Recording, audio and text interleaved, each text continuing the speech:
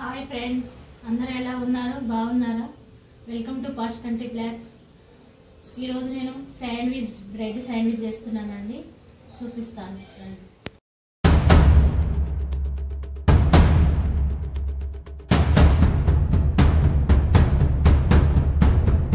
Bread శాండ్విచ్కి కావాల్సినవి ఒక 4 ఆలుగడ్డలు, పచ్చిమిర్చిలు ఒక 4, కొంచెం కరివేపాకు. ఆలుగడ్డలు ఉడకబెట్టుకొని ఇట్లా మెత్తగా చేసి పెట్టుకోవాలండి. ఇప్పుడు ఇందులో పచ్చిమిర్చి, కరివేపాకు, కొంచెం అల్లం వెల్లుల్లి పేస్ట్,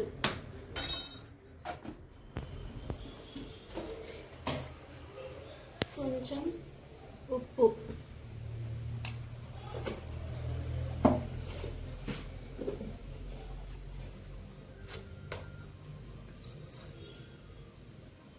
కొంచెం పసుపు వేసి దీన్ని బాగా కలుపుకోవాలి.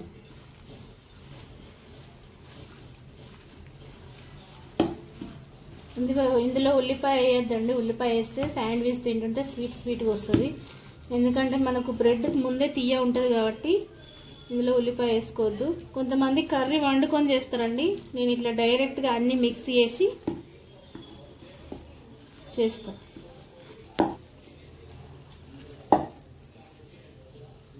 ఇలా కలుపుకున్న తర్వాత ఇప్పుడు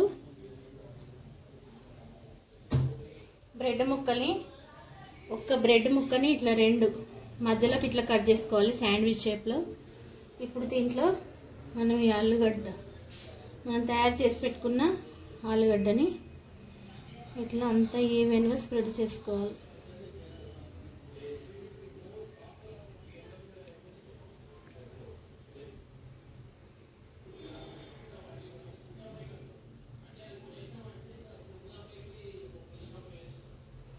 అన్నిటికి ఇట్లా పెట్టుకోవాలి. అన్నీ ఇట్లా మధ్యలో ఆలు కర్రీ పెట్టుకొని వీటిని ఇట్లా ప్రెస్ చేసి పెట్టుకోవాలి. ఇప్పుడు దీనికి కావాల్సింది శనగపిండి. 1 కప్పు శనగపిండికి 2 టీ స్పూన్ల బియ్యం పిండి, కొంచెం వంట సోడా, కొంచెం ఉప్పు, కొంచెం వాము వేసిన. ఎందుకంటే మనకు వాము ఎందుకు వేసిన అంటే గ్యాస్ ఫామ్ కాకుండా ఉంటుందండి, అందుకని వేసి కొంచెంగా కలుపుకోవాలి. లూజ్గా చేసుకోవద్దు పిండి, మరి లూజ్గా ఉండద్దు, మరి గట్టిగా ఉండద్దు, మీడియంగా ఉండాలి.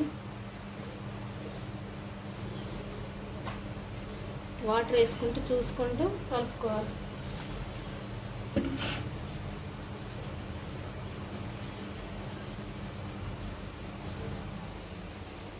పిండిని ఇట్లా కలిపి పెట్టుకున్న తర్వాత ఇప్పుడు ఒక ముక్కుడు పెట్టుకొని అందులో మన శాండ్విచ్కి సరిపడంత ఆయిల్ వేసుకోవాలి.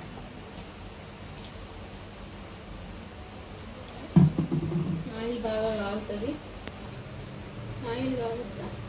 ఇప్పుడు మనం రెడీ చేసుకున్న బ్రెడ్ని ఇందులో ఇట్లా డిప్ చేసుకోవాలి. డిప్ చేసుకొని ఒక్కసారి తీసి ఆయిల్లో వేసుకోవాలి. మనకు ఒకటే శాండ్విచ్ పడుతుందండి, ఎందుకంటే బౌల్ చిన్నగా ఉంది కదా.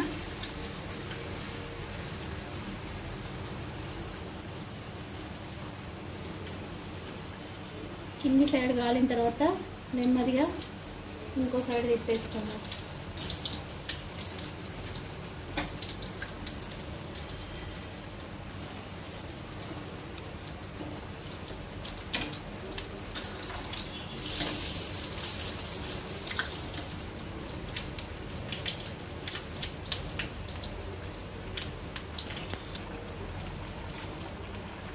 ఒక సైడ్ కాలింది, మరొక సైడ్ తిప్పేసుకున్నా.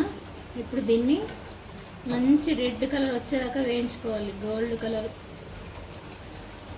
లోపు పచ్చిమిర్చి, కరివేపాకు ఇవన్నీ వేసాం కదా, ఆయిల్లో లోపల మంచిగా ఉడికిపోతాయండి. ఇది బాగా కాలింది కదా. ఇప్పుడు దీన్ని తీసుకొని పక్కన పెట్టుకొని ఇంకోటి కూడా ఇట్లనే వేసుకుందాం. ఇట్లా అన్నీ రెడీ అయిన తర్వాత మళ్ళీ మీకు చూపిస్తాను, చూడండి.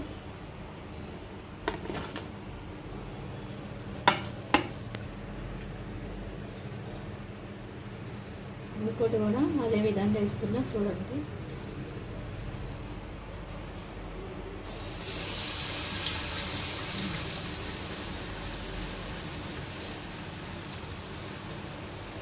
ఇట్నే అన్నీ చేసుకొని చూపిస్తానండి మీకు.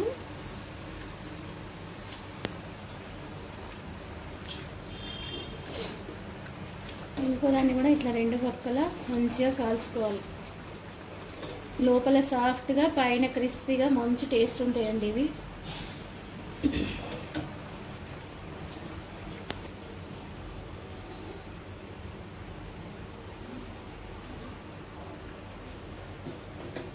ఇంకా దాన్ని కూడా మన ప్లేట్లోకి తీసుకుందాం.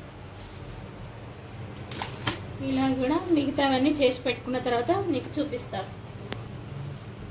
మనకు శాండ్విచ్ చేయగా మిగిలిపోయిన కర్రీ అండి. దీన్ని వేస్ట్గా పడేయకుండా నేను ఆలు బోండాలు వేస్తాను. పిండి కూడా మిగిలిపోయింది మనకు. ఇప్పుడు దీన్ని పిండిలో ముంచి చూడండి బోండాలను వేస్తాను.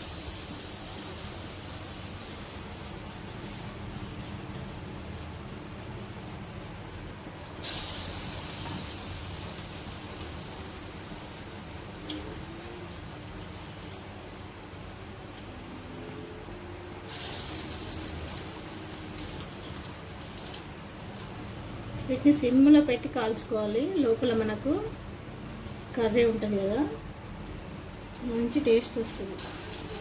అన్నీ ఒకసారి వేసేస్తా పడుతూ.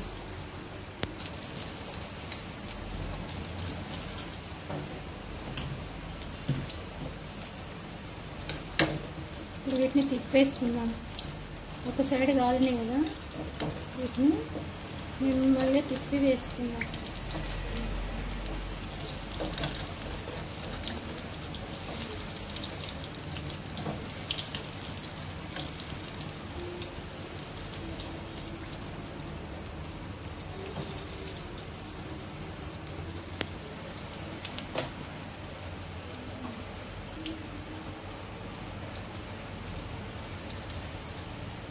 వీటిని తిప్పేసుకున్నా కదా, కొంచెం కాలాలండి. ఇవి కాలితే మంచి టేస్ట్ ఉంటుంది. పైన క్రిస్పీ ఉంటుంది, లోపల మెత్త మెత్తగా బాగుంటుంది.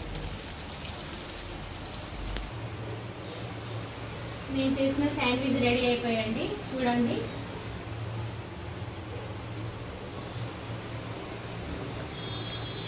నా వంట కనుక మీకు నచ్చినట్టయితే లైక్ చేయండి, షేర్ చేయండి, కామెంట్ చేయండి, సబ్స్క్రైబ్ చేసుకోండి. మరొక వంటతో మళ్ళీ కలుద్దామండి. బాయ్.